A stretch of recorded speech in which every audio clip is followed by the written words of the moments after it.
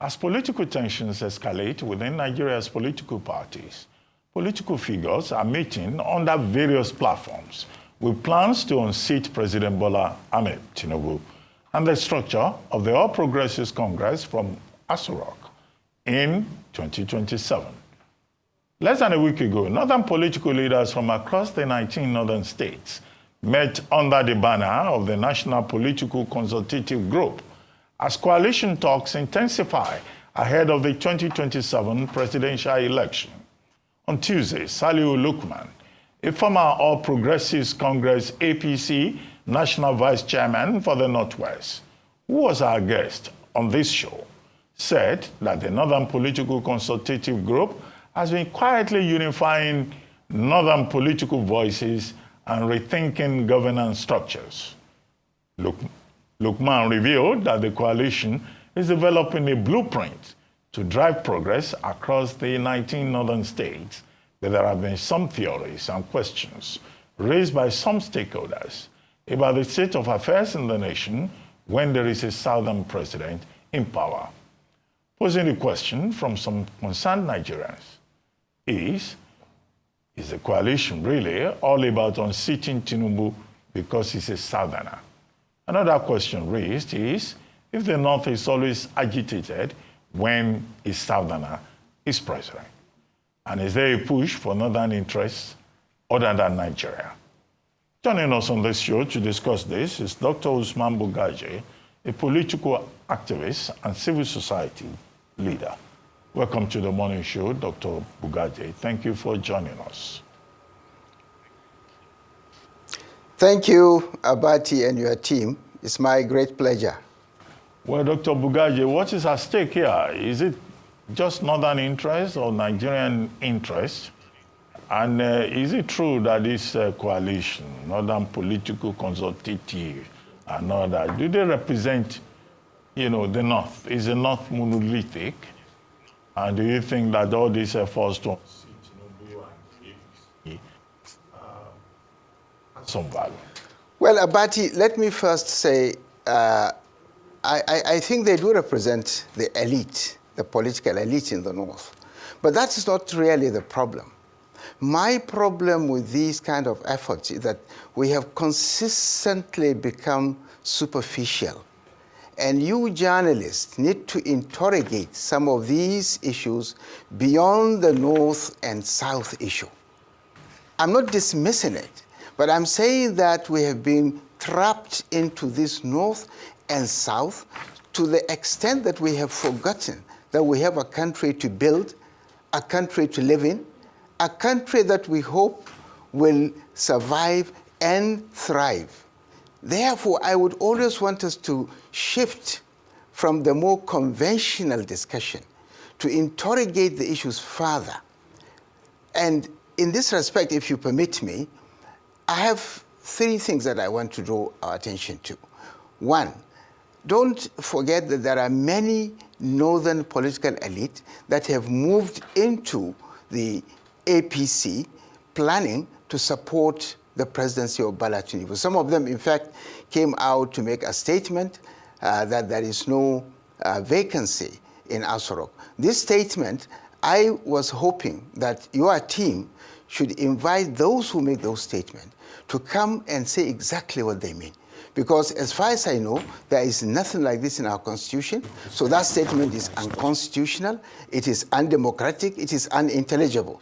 Therefore, these are the kind of things we allow to simply spread. And in any case, it is so, it's exhausted. It's a term that Chief Tony Anini actually used when he was promoting the third term of Obasanjo. I thought they would be more creative. After 20 years, they are repeating the same kind of thing over and over again. Now, let me come back to the three issues about it, and I hope you permit me to make this point before you go further. One, these people who move from one party to the other, including those who come to the coalition, there is something that we need to ask. Why is it that people easily move from the parties from which they have been elected to move to other parties and there are no consequences, even though the laws that we are supposed to operate, have made provision for these kind of consequences. One of the things that I think we need to take note of and to discuss is the fact that our parties are completely empty. They have no content, they have no conscience, they have no courage. They don't represent anything. Let's start with the opposition party. Take the opposition party, the biggest one, the PDP. What does it represent? When you mention PDP, what comes to your mind? What idea? Is there any idea that you can actually relate to? Is there anything that PDP represents beyond the personal interest of politicians who use the platform to grab power and then to continue doing the same kind of thing that APC is doing? The same APC, if you speak of APC, what do you see? There is no idea that I can really relate to APC. There is no particular policy, there is no particular developmental issue they are not like talking about the environment, they are not talking about development, basically what comes to mind when you look at the face of APC is the face of a person who has been caught on secret cameras, taking dollars and putting in his pocket. So maybe those who are moving into APC might have been attracted by those dollars, or thinking that once they are there, their problems, will be solved. Personal problems, I must say. Therefore, we need to also look at the fact that the implication of all this is that we have left the politics of big ideas. We are basically stuck with the politics of big men. So we start talking of personalities moving here. What does it matter if one person moves from one party to the other if the parties are all empty? That's not the issue. The fact that there are no ideas, there is no conversation about the problems of this country. Even in the coalition, I don't think they speak about the real dangers that this country is facing. The mounting insecurity, the joblessness of young people, the lack of industries to do production so that the country can be wealthy. The fact that we lose nearly 350,000 hectares every year to desert encroachment. The fact that we have got a deficit of grain of about 30 million metric tons. With the floods that happened last rainy season, I'm not sure that figure will remain there. It's most likely going to go up. You look at our other parameters, very similar to the war-torn countries like Southern Sudan, Syria, and others. Why are the politicians not speaking about these ideas? They're only speaking about, oh, we have this former governor of this, ex-vice, this and that, and this man. What does it really matter? What ideas are they carrying? What difference does it make if they are in this party or they are in that party? It's the same thing that we see. So I'm not impressed with a coalition that is just out to take power from the incumbent. I would be impressed if that coalition represents an alternative to what we are having now, an alternative to the pains that this country is going through, and an alternative to this hyperinflation, an alternative to the excessive corruption, an alternative to the insecurity that is basically bringing this country down to its knees, an alternative to the escalation of cost of energy that makes it impossible for anybody to set up an industry. So these are the kind of discussions that I expect. Thank you. Generally, and this is my last point on that, if you please, the fact that 25 years of development has not delivered, of democracy has not delivered development. Look at all the indices. We are going down the drain. The country is getting poorer. Hunger, pain, disease, poverty is what is increasing. We must ask ourselves, what is wrong with the kind of democracy we are running? What is wrong with the kind of way we're doing things? These are the kind of conversations, honestly, about it that I think we should be engaged. I mean, if XYZ, former governor, former this, wants to be in coalition, it's his business. If he wants to be in APC, it's his business. What I care for, what does he represent? What does he want to do? How can his movement from one place to the other, really create the kind of,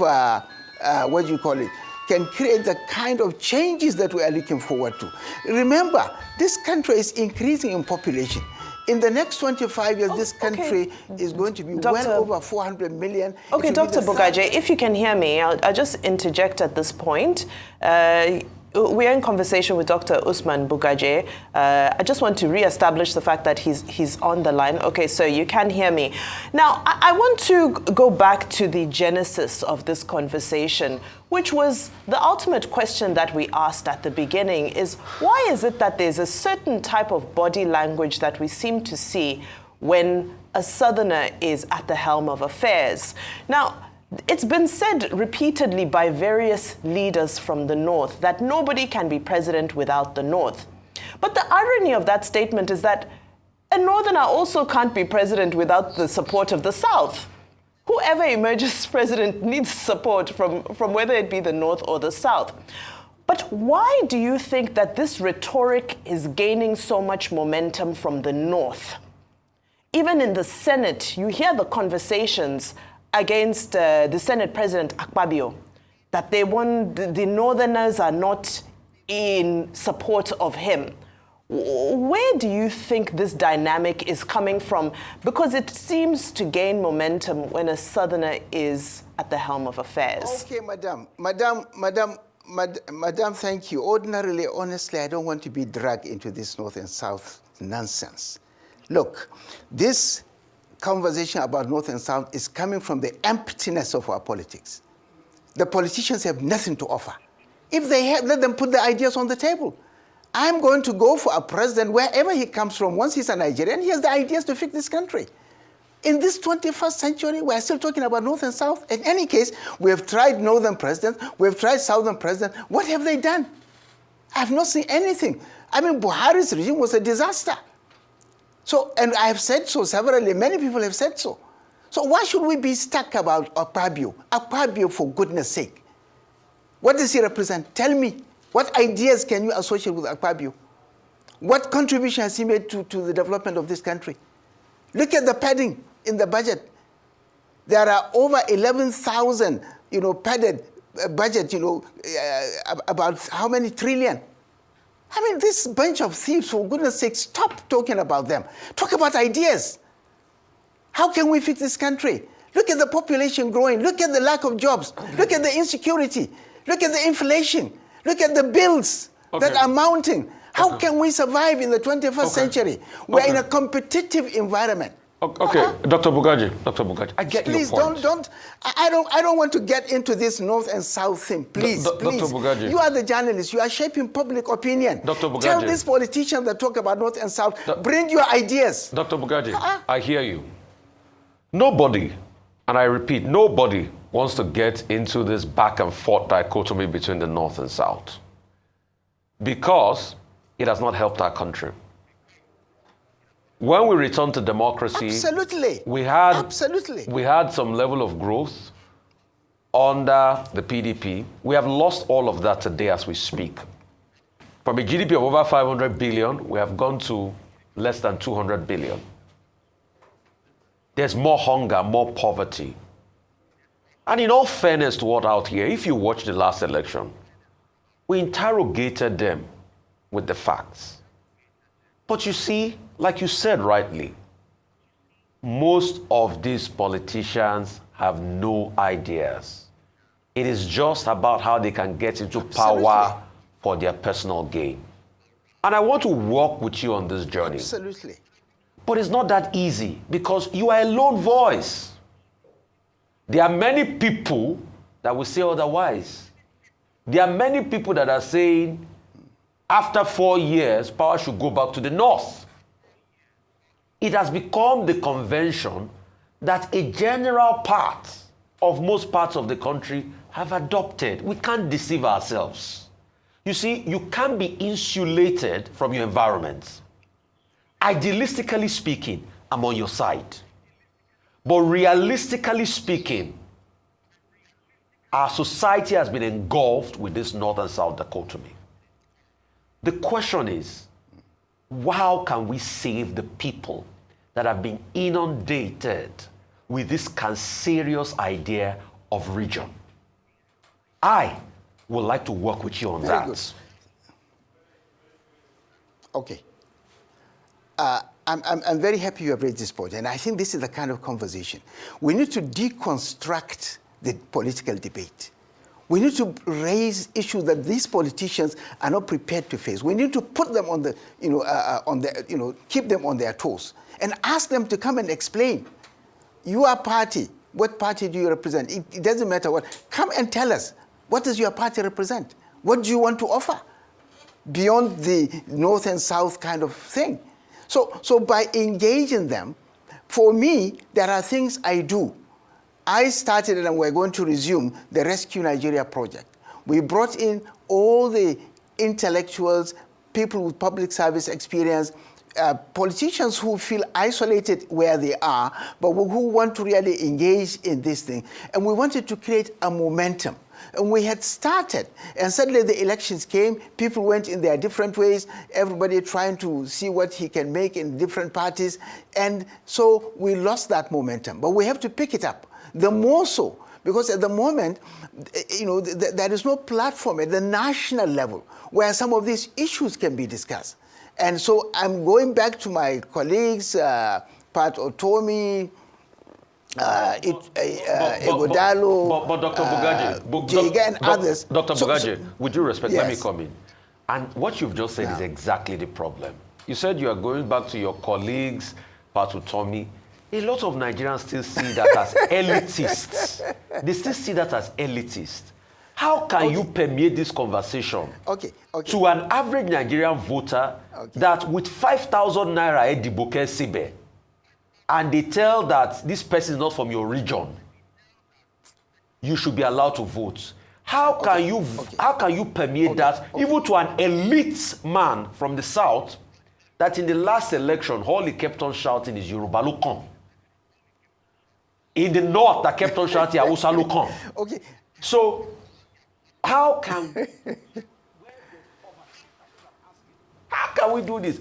Because when you speak, when we finish speaking all the English, poverty will stare at you in the face. How can we do this? That's my question, sir. Okay.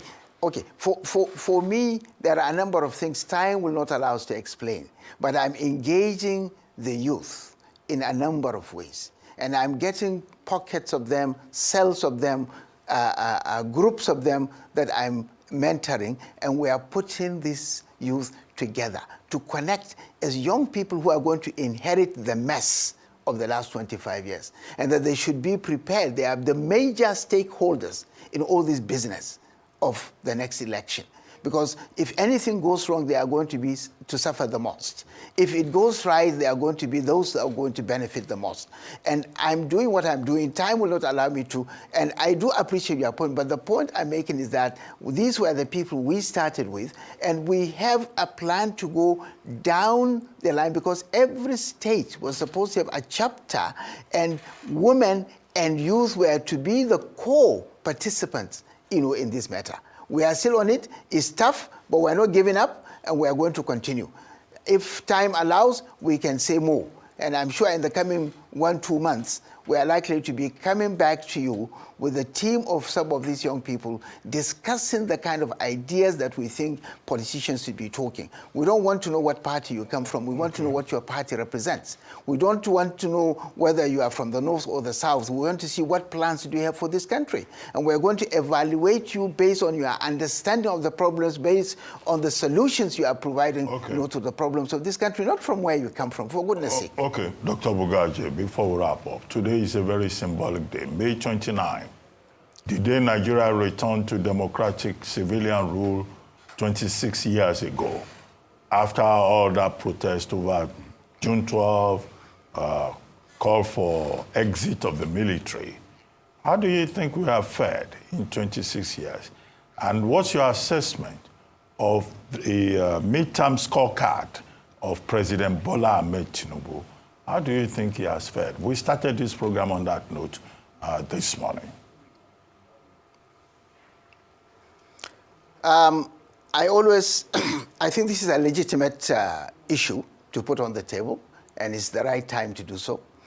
But I find difficult to communicate when we speak, because there are no, agreed criteria for this. But ultimately, whatever the criteria used, it is the feelings and the situation in which the ordinary people live that should be the final test, for the litmus test for Bola Tinubu's administration. And for what I know, people are finding it difficult to eat. I have had series of discussion, university teachers, civil servants. There is even people working in the bank, surprisingly. Nobody's salary can last him 10 years. I mean, 10 days of the month. So people are basically struggling to survive. You cannot feed, you cannot pay the school fees of your children, you cannot find other side jobs to do. Everything is crumbling. The economy has so shrunk that there is hardly anything anybody can do. Now that for me is a disaster for these 2 years. I thought when he came with the pedigree that he has, being the Democrat, being the activist, being the organizer, the tactician, he was going to assemble the kind of team that know exactly what to do. But all the last 2 years that we have seen, he has allowed hyperinflation. I mean, it's the what do you call it? I mean, the military that we worked hard to displace, had a better management of our economy, unfortunately. And then the issue of insecurity that actually became a big issue during this last 25 years and culminated into so many other things. We thought he needed basically 6 months to 1 year to fix it. But as you have seen, it's even escalating. It's growing. I mean, the last few months, the governor of Borno has been screaming and saying that these people are taking territories and they are inching into previous areas. So what I mean is basically the last 2 years of this administration have been very much like Buhari's 8 years. They have been a disaster for the citizens of this country. Now, if you want to look at the exact thing, you started by talking about GDP. You remember Akin Adesina, the president of the African Development Bank, quoting figures saying that the GDP at the moment is the lowest, in fact, far lower than what it was in 1960 when we got our independence. And this reminds me of South Korea. You remember South Korea in the 60s, they were declared the second poorest country in the world. And they suffered, if you read their history, after the Korean War that separated the country between the North Korea and South Korea, they had series of political regimes that were messing up. And it was the military, General Mark, that came and salvaged the situation and then started growing. See where Syria is at the moment.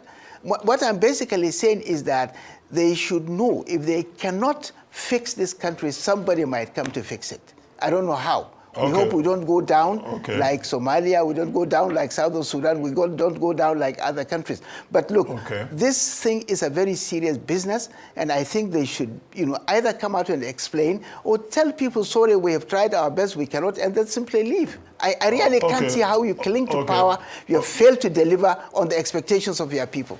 Okay, Dr. Bugaje, I recall, though, that you said in around 2015 that President Buhari brought in Fulani killers from across West Africa to come and rig elections in Nigeria.